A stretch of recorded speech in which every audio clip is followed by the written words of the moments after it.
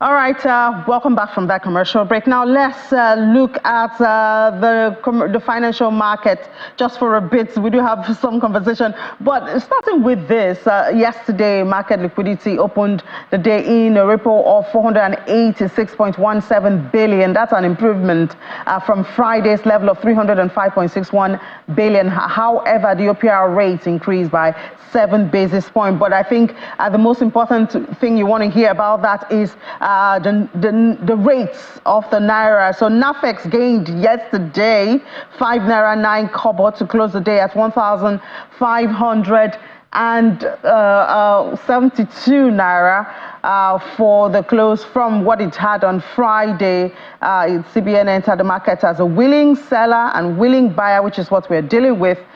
For the NAFEX, it closed at 1,997 naira 34 kobo after opening at 1,602 naira 43 kobo. There was a gain of 32 kobo. That's a NAFEX. NAFEN gained more, 1 naira 86 kobo to close at 1,572 naira 86 kobo after it opened at 1,605 naira. So, well, it was a bit of improvement yesterday, but we hope sustenance is what we're looking for, I guess. Let's discuss this and some other issues with senior analyst, financial derivatives company, Dr. Adesola Sumoni joins us from Reading in the United Kingdom. Dr. Sumoni, good morning. Thank you for your time.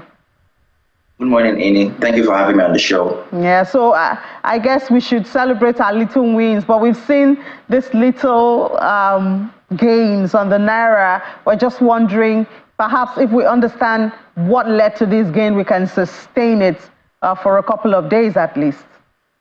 Indeed, Amy. Thank you for that question. So yesterday, the naira has actually lost 43%, making it like the second worst performing currency in the world after the Lebanese pound.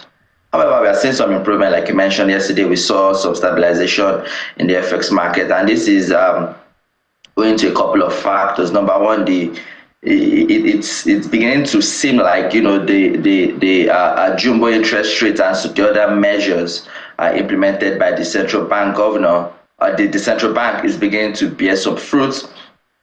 For example, the interest rates, the hike in interest rates at the last MPC meeting, 400 basis points, it has been favorably viewed by investors, and so we are beginning to see some more inflow of foreign portfolio investment. We are beginning to see, compared to in February, there was a huge inflow compared to January, so that has been positive. Also, we saw that the central bank is really trying to clear up the backlog. I think in February, they cleared up, I think, 200 million more of the backlog, which is, again, the positive signal to investors, which is good. Also, the hike in interest rates kind of mopped up liquidity, right? And we're also seeing the government treasury bills, 365-day government treasury bills sell at almost 22%, which again is both attractive for foreign and domestic investors. And so these factors put together are why we are seeing some stabilization and strengthening in the market. It is so positive that, you know, some analysts are beginning to see the naira settle at between 1,200, 1,300 naira to the dollar by the end of the year. And in a very optimistic scenario, some analysts are even forecasting somewhere around 1,100 naira to the dollar by the end of the year. Yeah, well, some have said, I mean, we shouldn't really celebrate those 1,200 and 1,300 projections because we can do better. But MPC is up again next week, Monday and Tuesday.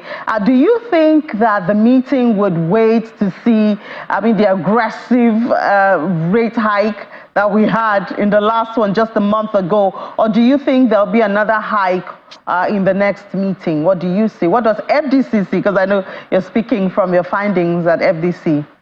Indeed. So we're at a point where headline inflation is almost 32%. Food inflation is almost 35%.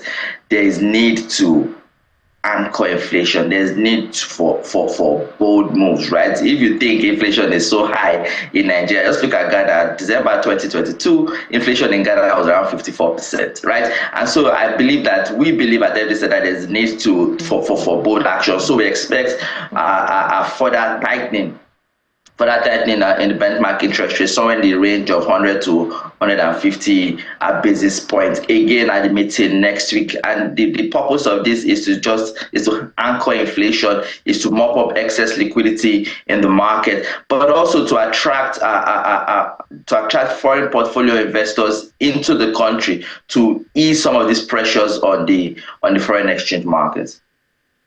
So for you now, I know like last year we had a lot of interest rate hikes, and it seemed it wasn't translating to reducing inflation. And now we have the CBN for this year targeting about 21% and 21.7% inflation. We're now at 31, almost heading to 32. Do you see this continuous rate hike leading us to now about 21% inflation by the end of the year? By the end of the year, maybe not. Sometime in the middle of next year, probably, perhaps.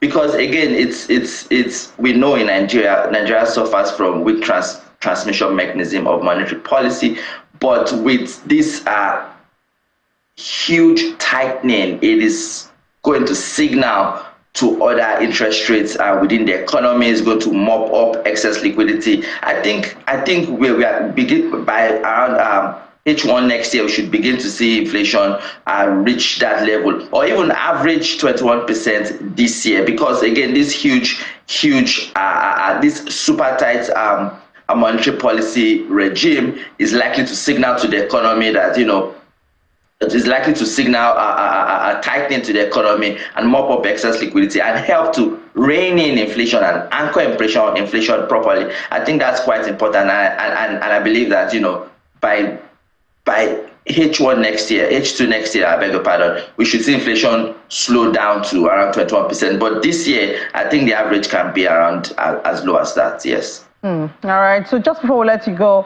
what's going on in the commodities market? I think cocoa is in the news. Yes, indeed. Cocoa is in the news. Because of, you are seeing the price of cocoa increase to record highs. Like as at yesterday, the price of cocoa was around $8,300 per ton, which has doubled year to date. And that's mainly because of production problems in West Africa, in Ghana, in Ivory Coast, in Nigeria, and Cameroon.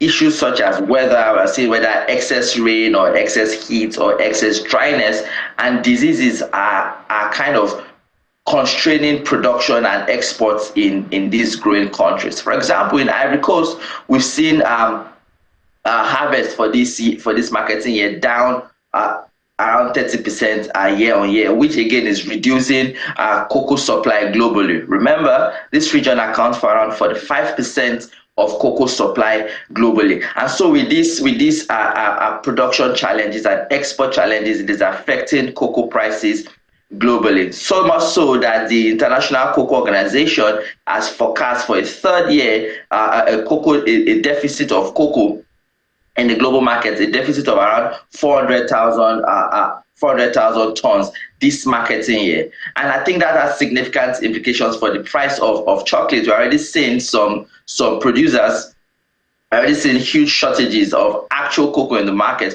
and some producers are beginning to either reduce the size of their chocolate bars, or they're beginning to switch to cheaper alternatives like palm oil, or even reducing the cocoa content of their chocolates altogether. So you begin to see alternatives like white chocolate or caramel chocolate. These are just smart ways to account for the shortage of cocoa in the market without actually reducing the price of chocolate. Oh, Dr. Sumoni, I must say that, I mean, thank God Valentine is over before we have all of this. And I think back there in the UK, you would talk about the chocolate more. Back here in Nigeria, we'll talk about the rice and the gari and the yam much more at this time. Thank you so much, Senior Analyst with Financial Derivatives Company, Dr. Adesola Sumoni. All right, now let's take a commercial break. We'll be back for the next conversation.